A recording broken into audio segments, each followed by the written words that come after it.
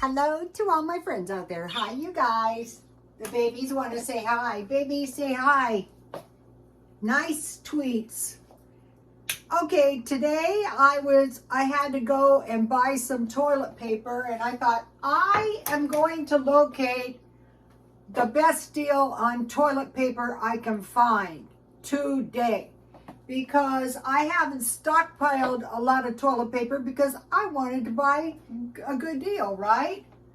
So I have this spearmint tea. There it is. This is good. I bought this at 99 cents only. Okay. And so I have some left, so I will drink it. Okay, I was out shopping around. Babies. The babies have to go into the hall. I was shopping around and I ended up having a conversation with this woman that I've been talking to, I don't know, a couple years. And she said, I'm working full time and I'm living in poverty. I said, I'm living in poverty too, essentially. And I said, well, at least you got a good car. And she goes, that is really a miracle how I got this car. And I go, yeah, the same thing for me. So what I did was I went to Walmart and I go, okay, I think this is the best deal on toilet paper. So it was $11.62. I mean, I've been shopping. That's why I keep running out of toilet paper, because I want to stockpile at a good price. And it's May 3rd, so 25% of the year is over. But that's okay, we got 3 quarters left. So I want to see how long this will last me, and then I'm going to buy a lot. Okay, recently I mentioned to you guys, I started setting aside $5 extra for gas, $5 extra for meat, and $5 extra for toilet paper. Okay, so the most important thing to do now is stockpile food. So you might be thinking, I'm sick and tired of stockpiling food. Yeah, I'm sick of it too. And I'm sick of it messing the house up. But I think there's some people out there with no food. So if that is you, you need to go to the food pantries and food banks now. Okay, so I want to talk to you about the best way to stockpile. Okay, in the day, there was no such thing as stockpiling food. You did have a stockpile of food, but that was a food you were going to eat all year. Or you were going to grow this food and then eat the food. So I want to give you a look at this old-fashioned food list. Bread, cornmeal, beef jerky, beans and rice, peas, dried fruit, sugar, salt, bacon, salt pork, sourdough, biscuits, coffee, tea, vinegar, lemon, and potatoes. So you won't starve. So you start learning these lists. There's a story in my family. They were coming across the plains, and in part of the story they said our provisions ran low. That means everything was running low. So they had to stay there in the middle of the journey across the U.S. until people brought provisions, or prefer starving. Okay, here's the Pioneer stockpile: flour, cornmeal, potatoes. So these are the food you want to stock up on, not some food you're going to eat for 25 years, because you're going to grow food if things get bad. Flour, cornmeal, potatoes, beans, rice, salt, sugar, lard, bacon, raisins. I put oats and pasta. Ranchers were beans, biscuits, dried meat, dried fruit, coffee, and salt pork. So, okay, so I was there buying I was at Walmart buying the toilet paper, and I said, well, let me look around and see what I can see.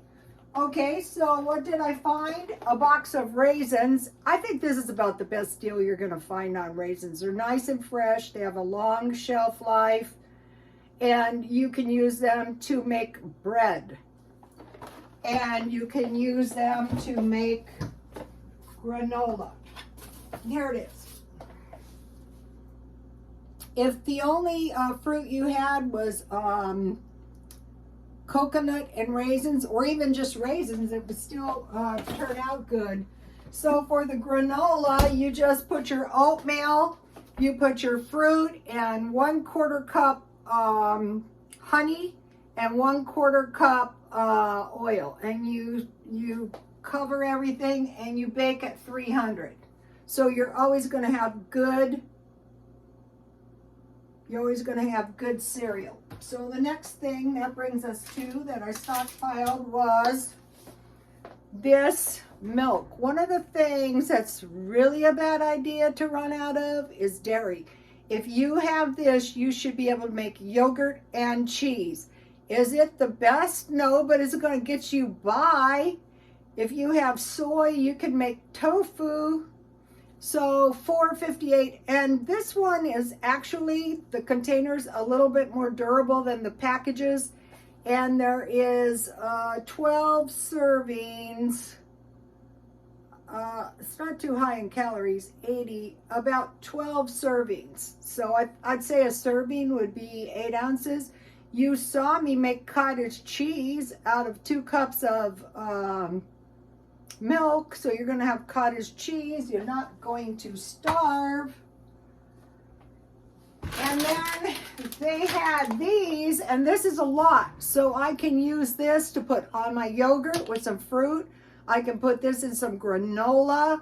I can put this in some cookies. I could put this in some bread, you know. You need nuts and seeds. I learned that on the watch Mean Queen Super Scrimper. So that is a lot of food that I eat all the time for the stockpile. You don't have to buy all 3 at once. Okay, so eggs are $5. Milk is for like a gallon, around $5. Everything's $5, $10. Okay, and then I bought this package. It was supposed to be marked down, but it wasn't. I got it home and I paid full price, but that is okay. So what I want to do is, on one day I want to make the coleslaw. On the other day I want to make hearty salads, which would be lettuce, tomatoes, and carrots. So Walmart had the carrots for under $1. And then it would be cheese, olives, and boiled eggs. So my salads are low cost but nutritious. Okay, the tomatoes I bought at Aldi's were not low cost, but that is okay because they were huge. Okay, now if you start stockpiling food, I don't see the stockpile as something you put in the spare bedroom and it just sits there. That is not cheaper in the long run. That is like insurance kind of, but this is insurance too. You just eat it down. Okay, so last week I did the cheap dinners, 7 of them. It took a little longer than a week because I had leftovers. And this week it's going to be mostly stockpiling. Okay. So I'm working on watching myself closely whenever I'm spending. I'm watching my diet and I'm cleaning myself. Cleaning, you know, spring cleaning, feng shuiing the house. So the spending was okay today. Now back to working full time and living in poverty and stockpile food. Okay, so if you're living in poverty, that's a good way to run out of food. You run out of money, you run out of food. But if you stockpile food, you're less likely. So also, here's my leftovers. I save everything. I have salad, I have a pork chop, and I have corn, and I have rice. And what I do is I just eat a bowl. I get a bowl, I put it in there, not the salad, and I microwave it. This, I want to show you something. This Feature Man's coleslaw holds up good the next day. Here it is. I could eat the salad and freeze everything. I'm not going to. So that leaves me a little bit extra money for today if you want to approach it one day at a time. So now we were talking about cars, and I go, you know, the way cars are going, you know, we were talking everything. I told her, during the Clinton years, I almost starved. She goes, oh yeah, I was really poor too.